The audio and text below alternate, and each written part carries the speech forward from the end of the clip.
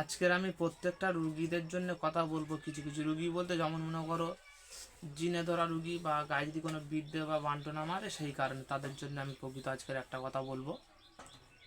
প্রকৃত দেখা যায় অনেক মানুষের যদি কোনো কালো জাদু হোক বা কালী সাধনার বিরুদ্ধে যদি কোনো মানুষ যদি করা হয়, সেই মানুষটার মধ্যে কী কী লক্ষণ ঘটতে পারে।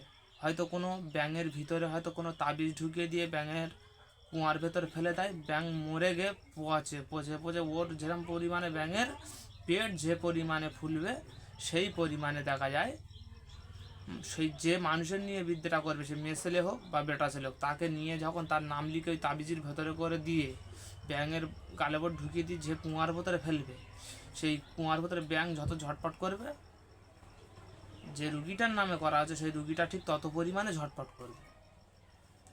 এবং দেখা যায় অনেক ক্ষেত্রে ব্যাঙ নাকে নাকে যত ঝটপট করবে, মানুষ যার নামে করা আছে সেও নাকে নাকে ঝটপট করবে। তার পেটে ভাত ঢুকবে না, বা ভাত খেলে জান আইটা আইটাই করবে, বা এবং দেখা যায় গা হাত পা জ্বালা করবে, বা ইত্যাদি। দেখা যায় ব্যাঙ যেরকম মরে গিয়ে যেরকম ফুলবে, ঠিক সেম সেই রুগীটাও সেম সেরকমভাবে ফোলে। এটাকে বলা হয় কালো জাদু। যে কালো জাদুটা কারোর উপরে যদি প্রয়োগ করা হয়, বিশেষ করে তুলোরাশি যারা হয় তাদের ক্ষেত্রে মানে কারেন্টের মতন ঝ্যাক করে লেগে যায়। কেননা এই কারণে লেগে যায় কারণ এদের জিন গায়ের ভেতরে দিতে মতন সঙ্গে সঙ্গে এদের প্রবেশ করে শরীরের ভিতরে। প্রত্যেকটা মানুষকে বলবো, অনেকে মানুষ আছে কোরআন হাদিস বিশ্বাস করে, জিন বিশ্বাস করে না, বলে জিন বলে কিছু নেই। আর অনেক মানুষ আছে জিন ভূত বলে বিশ্বাস করে। কেন?